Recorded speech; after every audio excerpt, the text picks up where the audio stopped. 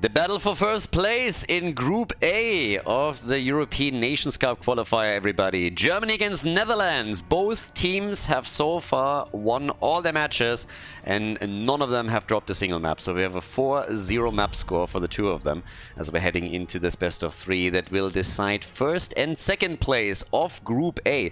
And now again, just as a quick reminder, we have an offline event coming up in Berlin in June 11th and 10th.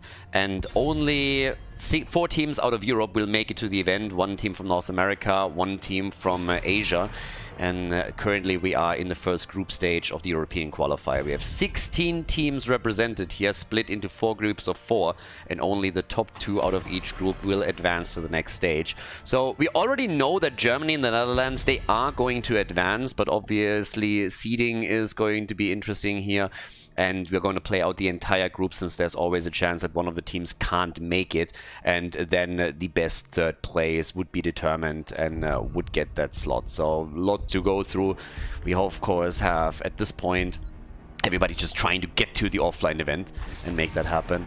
But yeah, the Germans, they've played a very, very strong qualifier so far. So have the boys on the right side of the screen. So the Netherlands have done very, very well and have been pretty much speedrunning all of their games as we're now heading into probably the strongest battle. Now, with 16 teams signing up, there's obviously a huge discrepancy in skill within the groups. You have a couple of amateurs that are signing up to represent their country. On the other hand, you have some countries that have multiple teams that are signing up trying to represent their nation. And then we had local qualifiers. We just recently covered the Polish qualifier, for example. The Germans had 3 teams sign up. And only 1 team can obviously represent each country, and therefore local qualifiers are happening before all of these group stage matches even occur. So now we got Uth and we got Carrigan, and if you paid any attention to the games that we had over the last few days, and you've already seen this particular combo, and it's obviously also something that has been done in multiple tournaments by Fish and by Mindtalk. So I'm very sure that Carrigan gets swapped over to Mindtalk. Uther is played as a main tank. Fish loves to do that, and right from the beginning they're busting out that particular strategy, just attempting to play around the stuns here. Whereas for the Germans, we have Blaze, we got Maiev for Ultralisk, and we got Rhaegar. Now, there's one rule that we've put in to make things a little bit more interesting. We don't want to go full meta madness on this with tons and tons of pre-bans, but for the group stages, for the early matches that we have here, we are going to have every hero can only be played once within a series. So you're not going to encounter tons and tons of Blaze plays, of Genjis and whatnot. So once a hero has been played within a series, he can't be played again in the same series. It's the only rule, the only thing to really keep in mind there. But it's a little bit of an adjustment and a bit of a compromise to be made here. Make things interesting for the audience and just shake things up slightly in the context of the Nations Cup. Alex Strazer as a pick now for the Netherlands. They already played this once before, and we now have that double support that they've been playing with so much. In this case, obviously with Uther doubling as the main tank, as explained. Mindtalk and Mephisto, so we could see some different roles maybe for some of these players. If Mindtalk feels that he is better suited for Mephisto and doesn't go for his traditional Carrigan pick, they could also swap it around this way. We've seen some role swaps throughout the group stage already. And here in Group A, the Germans on the first map trying to go for the quick double pick. Dainu and Nick are still missing. We still are also looking for a main tank here. We have Sergeant Hammer and Dehaka. Okay, so they're blazing it up at the front together with Dehaka. And we get Sergeant Hammer on top of that too. The Germans with the Panzer in game number 1 already. And off we go. The Netherlands with the final pick here. They gotta decide how they want to deal with this now. They have Alex Strazer for the Dragon Queen transformation later on. Mephisto for really nice damage, of course. Carrigan and Uther to set up a few stuns for the rest of the team. And they decide in favor of Deathwing on the final pick. Infernal Shrines, game number 1, the battle for first and second place here in Group A of the European Nations Cup qualifier. Germany against the Netherlands. Game number 1, the Germans on the left with Hazops on Dehaka, Death Knight supporting with Rhaegar. We have Ultralisk on Maiev, Nick on Sergeant Hammer, And Dino is playing a Blaze. To the right side of the map, the Netherlands with Fish on Uther. We have Uki on Deathwing, Iago on Mephisto, a Mindhawk on Kerrigan, and the Meat Bicycle is playing Alexstrasza. Let's go. Let's see who can take it here. Quests, we have some stacks coming in. Got the Circle of Life for Alexstrasza over here. Then again, Nick obviously with the advanced artillery over here. He's actually the one that brought Sergeant Hammer back for quite some time and also adjusted the build. Made sure that he played a bit of a different style that we had most other Sergeant Hammer players play. And it's the StarCraft team right down here. Yeah, Dino supporting on Blaze and the shots are already being fired. And that's a nice zoning effort. So already half of the hit points gone on the tower, and they did not risk anything. So very nicely done by them. Quick stun from Dino to create some space for Nick. But keep in mind that both of these teams have not lost a map yet in this group. And especially the team from the Netherlands went for some absolutely incredible speedruns. But the Germans have also closed out their games very quickly, were never really in trouble, and are now going for first blood against their opponents. The red team losing Uther. Kerrigan coming in with a quick combo though, as they're trying to go for an on-point play here, with Alexstrasza delivering a quick heal. Up to the top. The rotation of Hazorps and also Uki, so it is the Haka against Deathwing. And the first cams have been claimed. Really excited for this, honestly. We have 8 teams that will move on to the next round of the tournament, where we're going to play out a full big round robin, and only the top 4 will make it to the main event in Berlin. But yeah, it's going to be absolutely beautiful. So if you haven't checked it out yet, make sure that you take a look at the links that are in the description if you're watching this on YouTube right now. Not only can you get a better idea of the Experience, which is the partner event, the location where we're going to host the entire event. So you can check that out. It's located directly at the Alexanderplatz in Berlin. So a very, very central location. And if you're planning to visit, entrance is free as well. Very happy to have a very cool partner for this. And it's obviously ideal if you want to combine the Heroes of the Storm event with a bit of a city trip. So if you want to shake hands with players, casters, and just experience all of this offline live with other fans, then that is the perfect opportunity right there. 2 kills to 0 thus far. A little bit of a lead now as well, as you can see, for the blue team before we're heading even into the first objective. Plays a bit of a role simply because we are likely to see level 7 kick in during the time where the teams are making a play for Punisher #1. It's kind of likely at this point that the Netherlands might even let this one go, considering that they're entire level behind. They will have a talent disadvantage at some point. It's pretty much guaranteed. On level 4, we got the Regenerative Biosteel. That's one of the talents where Nick is always deviating away from the norm, which has, of course, for ages been siege tactics and gives you a little bit more safety. But in this particular case, you also have then some sustain that you can utilize. But they are still making a play for this, apparently. Alexstrasza are starting to go up towards the top, but as you can tell, level 7 is nearly ready, and that will give Nick also mobility that he currently doesn't have with Sergeant Hammer. So not only do we get the synergy with the grounded totem here, but we're also going to get the upgrade. Oh, Kerrigan gets caught at the bottom. Fish nearly dying up at the top. They're in real trouble now as Alexstrasza is starting to come in. So the Netherlands are already falling back as we now get the hover siege mode for Sergeant Hammer, and immediately the mobility coming into play for Nick as he's starting to zone them out even further. In this case, Alexstrasza in a bit of trouble. Ultralis getting more and more aggressive, and down at the bottom of the map, Hazorps and Dino making a play for the fort even. So top side, the aggression continues, but they're already ahead on the minion stacks for the objective, sitting at 21, whereas at the bot lane the fort has lost nearly half of its hit points. So a very strong opening into this first game of the best of 3 series by the Germans, as they are just massively efficient over here. I mean, that pain train is really heading towards the Netherlands right now. And it might be a little bit delayed. Thank you for traveling with Deutsche Bahn. But it is going to hit eventually, and it's going to hit pretty hard, as it seems. They get the objective, so now they have the first Punisher moving topside. And this might just spell out the end of the fort over here, as the Haka is still moving around. A little bit of a bait by Mephisto, but look who's flanking. It's Ultralisk and Dino with a monster stun. Double kill. It's a triple, baby. Good combo by Kerrigan, and she gets 1 kill. She gets 2 kills. Mind Talk, you little beast. Nicely done. So at least he is repaying them a bit, but of course all of this pushed the fight away from the fort itself, which means that the structure was taken down.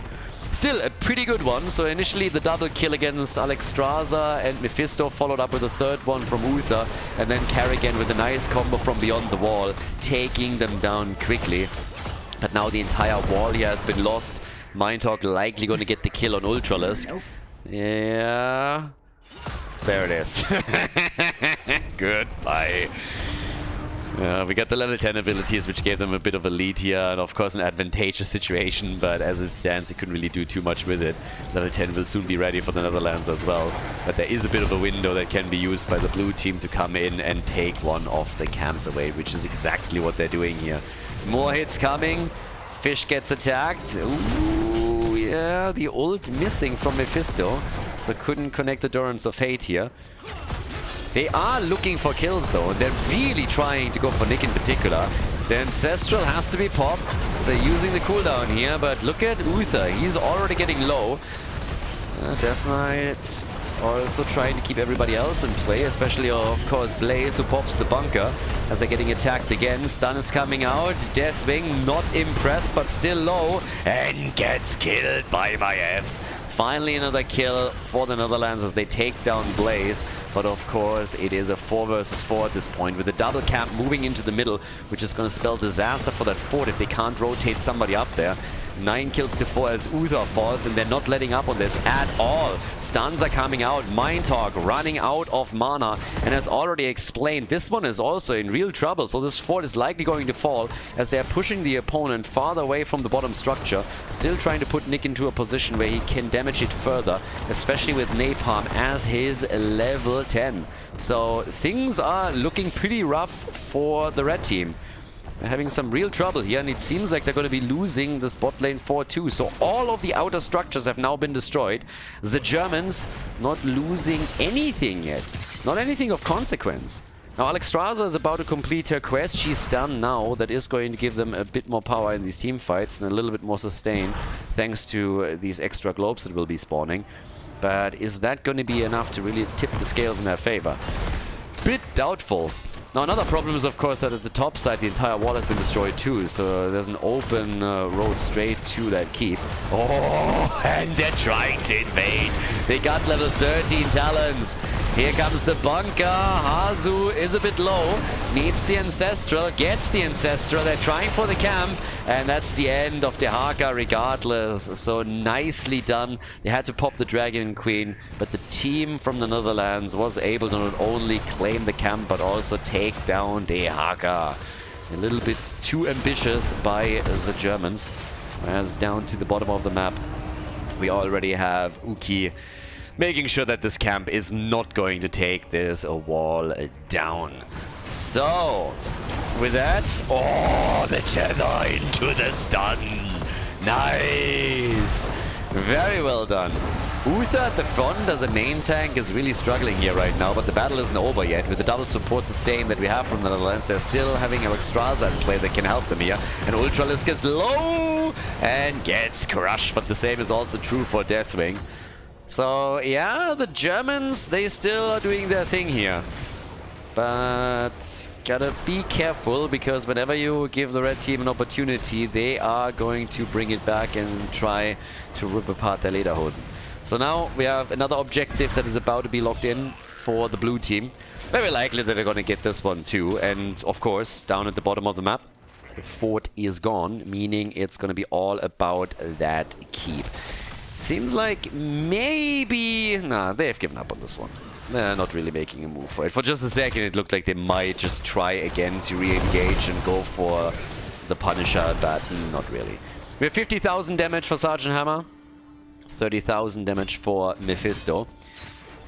Nick hasn't died yet. Only one in the game that has so far not died even once.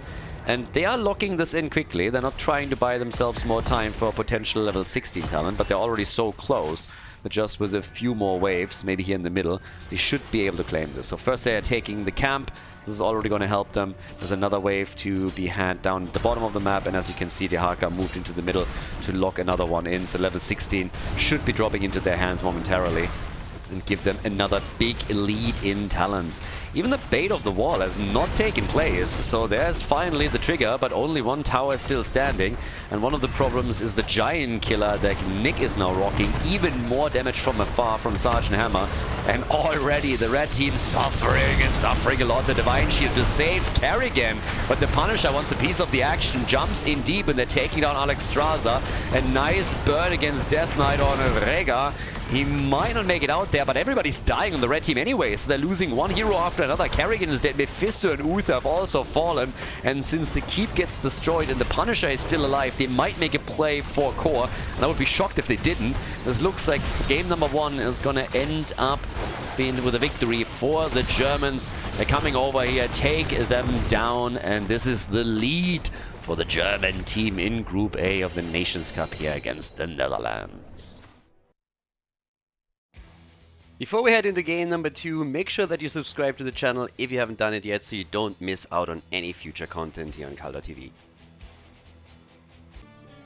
The Germans have taken the lead. Sky Temple, map number 2. The Netherlands trying to force a tie here and force the third map of the series. Now, as I said before, this is all about who takes first and second place in the group. We're still going to play out the entire group. Now, as I explained before, we have 4 groups with 4 teams here for the European qualifier. And the top 8 will advance, so 2 out of each group. But in case that one team, for some reason, is not going to be able to participate in the next group stage, maybe somebody has troubles there, maybe there's going to be some other issues, can always happen. We still play out the group so that we can afterwards, if need be, determine the best third place, the team that would then replace them. Vikings get banned. That's actually a bit of a sad panda move here by the Netherlands. I thought it was the Germans that don't like fun and games, but apparently it's the team in red over here. I would have liked some nice and sexy Viking plays, but nope. Apparently the Netherlands, they don't have a sense of humor. Well, that's kind of ironic going up against the Germans here, so yeah. It's a German team, very efficient on the last map, so they locked in the victory. Hogga gets banned, and so does Anubarak. Vala has also been eliminated. Another one that we're not going to see in this game. Keep in mind, the 10 heroes that were played in game number 1 cannot be played again. Small adjustment, but still. Leoric in for the hits. As Sky Temple, we could still see a couple of nasty cheeses. We've been talking in the context of Meta Madness a lot about Abatha and Samuro.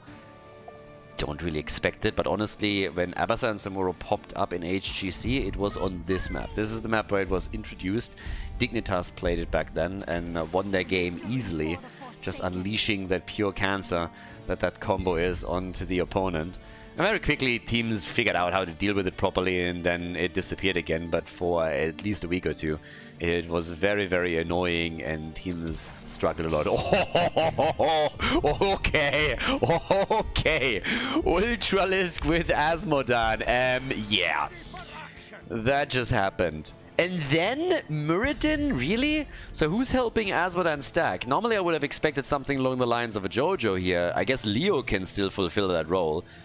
Now, I'm very curious how this is going to pan out, but I want to say something for the people that are playing with Asmodans out there. For the love of God, if I see another amateur team where there's actual communication happening that doesn't help Asmodan in the early game to get some stacks that he can get that wave clear going by himself, that I'm just going to throw a hissy fit. So guys, always when you're playing with an Asmodan, I don't care where, make sure that you help Asmodan to stack in the earlier stages of the game. Later on, he can do all of that by himself and can get those stacks going, but at the beginning you want to have somebody that helps him at least a little bit.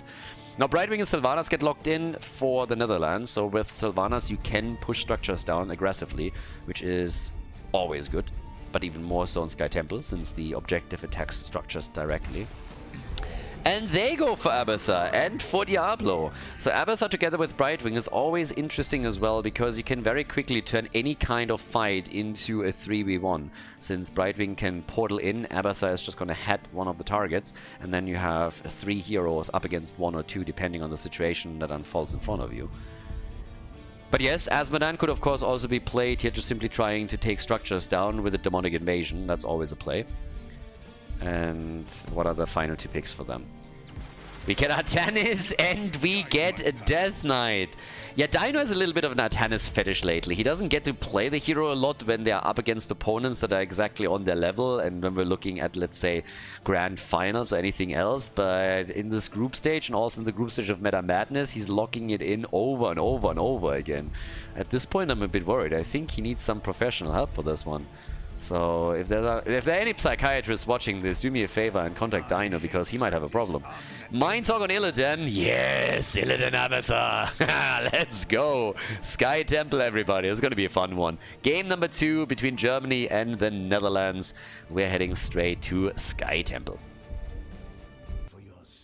Game number 2, we have the lead for the blue team, and on the left it is Hazorbs on Leoric, Nick on Muradin, Dino on Artanis, Death Knight on Karazim, and Ultralisk is playing Azmodan. Yeah, this is going to be interesting for sure. So on the right side of the map, we got the Netherlands. They need to win this one and force game number 3 if they want to have a chance at top spot in the group. We have Fish on Sylvanas. Already role swapping here a bit with Ukyo and Diablo. Mind Talk on Illidan. This is going to be the interesting one. Illidan with Abathur, played by Hyago over here. And Meat Bicycle is playing Brightwing. And it is a full battle for Vision at the top. There's the swap. Dino becomes the target, but he's also making sure that Diablo's getting attacked quickly. Mind Talk is a little bit too aggressive for my liking. Illidan is not really someone that is that strong in the early game, even with the Abathur support, so he needs to be a bit careful here. Now, there's a few stuns, and with nice targeting, this could be a problem. But they keep him alive, and Illidan is the first one to fall. Goodbye. Feel the hatred of 10,000 Hero League games. Brightwing has also been dropped, so that's 2 kills to 0 in favor of the Germans. Nicely done. Now, important to note here, obviously Illidan has now the benefit of playing with Abathur on his team, but you still need to be a bit careful how you play this out, simply because he gains momentum as the maps open up, as the distance to safety for the opponent's team gets larger and larger, and more importantly, as he locks in a few more talents that help him to survive and really just get going. There's a few stuns on the other team and a couple of slows. There's of course also the blind of Artanis that he has to play around with a little bit. Generally speaking, the best thing that he can do against Illidan is just stack some stuns and kill him quickly. But we'll see what's going to happen as the game continues. A couple of stacks coming together here already with a perfect storm, as you can see. We have 23 for Nick right at the beginning, increasing the damage a bit for him. And as I already mentioned, Ultralisk is currently at 50 stacks on his level 1. So yeah, slowly getting there. His level... Oh, wait, what? Hazorb's taking the slug down at the top. Alright. I mean, him being a slug player himself, he sniffed out Abathur very quickly. And yeah, that's a nice meal. If they had any French players on the team, they could now go for a couple of tasty snails later on for dinner, but apparently not so much. Another hit, another kill, and the fruit fly is dead again. But they are going for the counter kill, and they get it, as Karazim gets murdered. Karazim is down, Nick is still stacking and able to dive back out. Now they're going for Dino, so the battle isn't over yet, but Abathur's back to business. Nice swap. Stormbolt misses though. Yeah, the Stormbolt not connecting, and now Ultralisk is dead. 4 kills to 2. But we have the red team fighting back, and they're still body blocking Dino, hoping that they can get another kill here. Talking about stacks, by the way, it's not only Azmodan that's stacking and Muradin, but we also have, for example, Sylvanas with 16 stacks on her Unfurling Shadows at level 1. And she is still trying to pressure this as best she can, as the first set of temples is about to activate. Another swap. Brightwing in trouble, but so is Dino. And Brightwing is the first one to fall. But Muradin is dead. Dino might not make it either. He gets very quickly attacked by Mindtalk a second later, and Illidan is coming in for the kill. So it is an absolute bloodbath over here.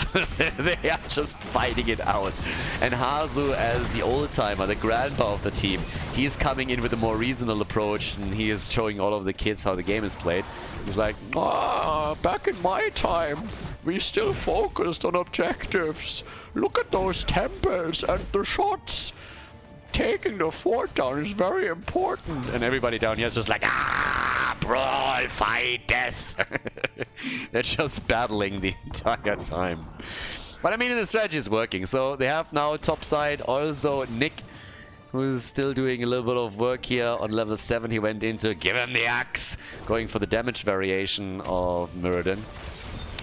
And yeah, one of the temples has completely been channeled through, so they got one fort already.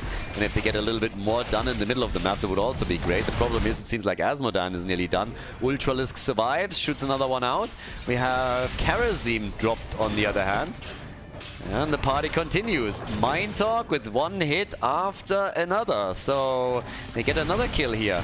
Mindtalk is absolutely crushing this right now. Battered Assault and then also the Unbound. We've seen the build already quite a bit during the recent Meta Madness tournament. And what can I say? He's pretty successful with it. Comes in with another quick kill, helped by Sylvanas, and they're taking down Artanis. Shots are fired over here as Hazu comes back in to try and drain Diablo dry. But we have the attack continuing on the left side as the team from the Netherlands was hoping to steal the camp away. And well, let's just say it didn't really work the way that they intended. Nick decided that he's going to abandon Karazim for just a moment as he's still trying to play it out against Illidan and Brightwing. And the battle is just ongoing. So yeah, Leo activates his trade, but they're getting control over the temple for just a second. Abathar is still trying to repair some of it.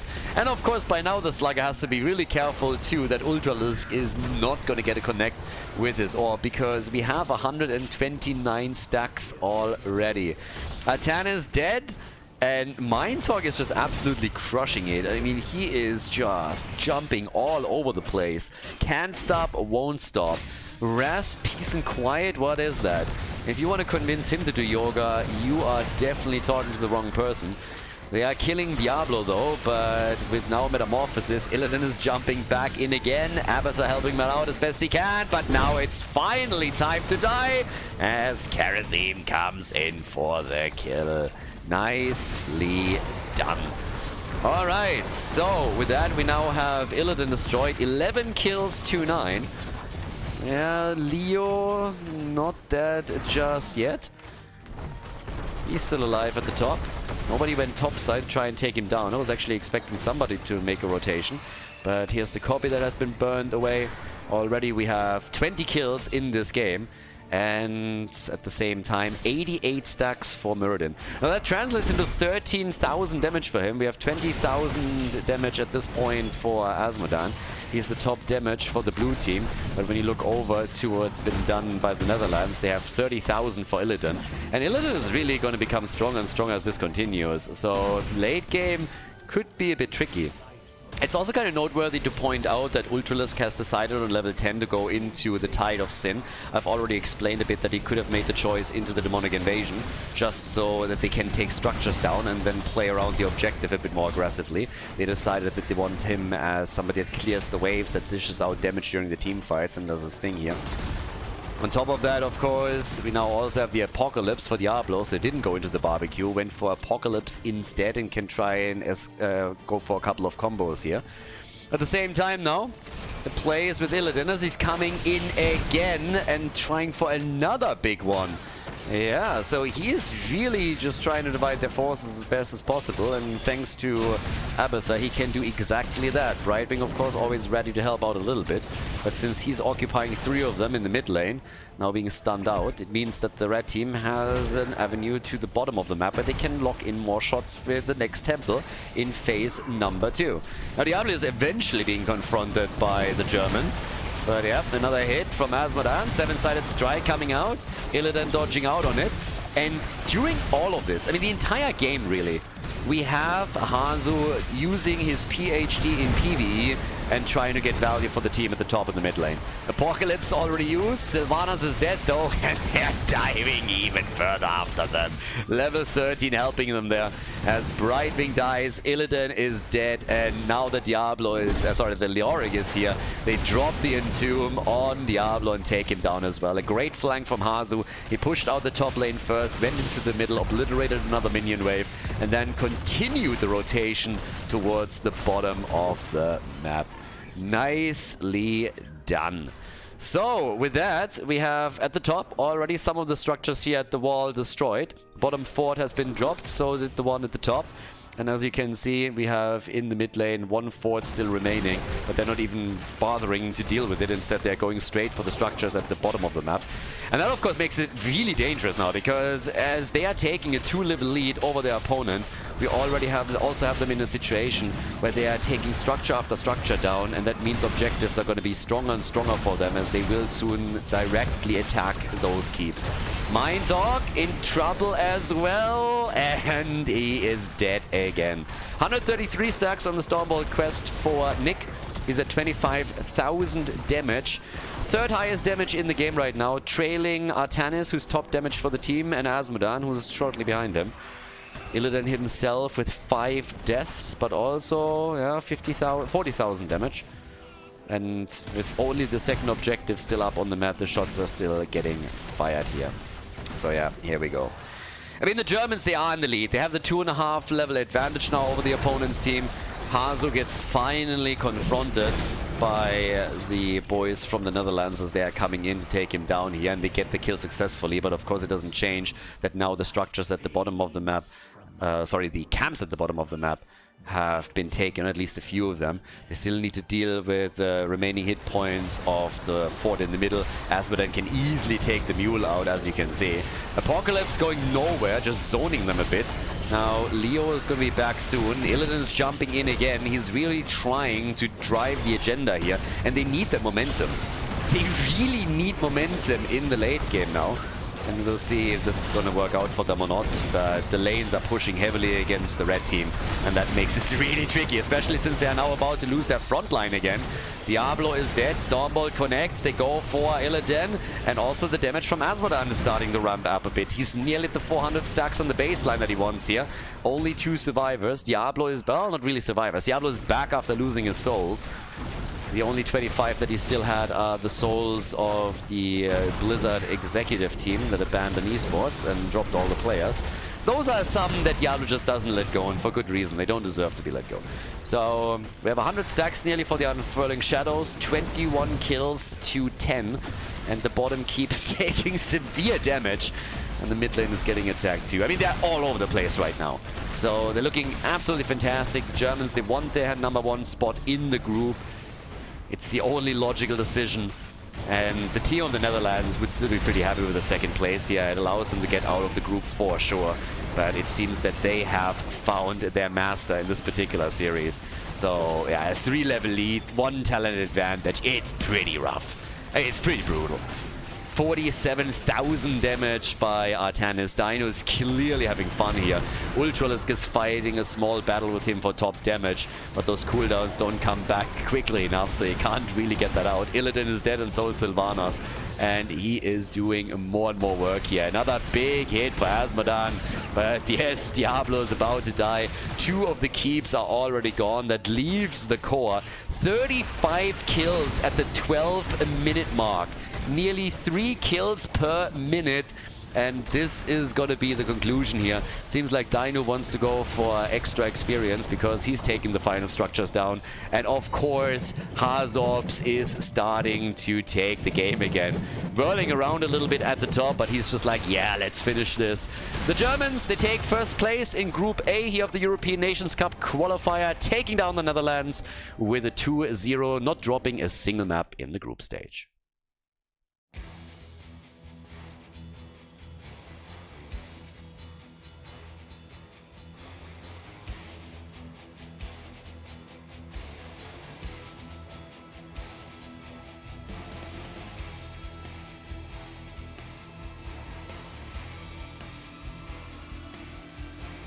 Thank you everybody for watching the video today. I hope that you enjoyed the show and the commentary. And keep in mind that the spoiler protection that is going to run for the rest of the video is made possible by all the support on patreon.com. So guys, if you want to support my work, if you want to help me start new projects and keep the spoiler protection in place, please consider heading over to patreon.com/Khaldor. There's also a link in the YouTube description, and check that out. Thanks in advance, and see you guys next time with more esports coverage here on Khaldor TV. Have a great day.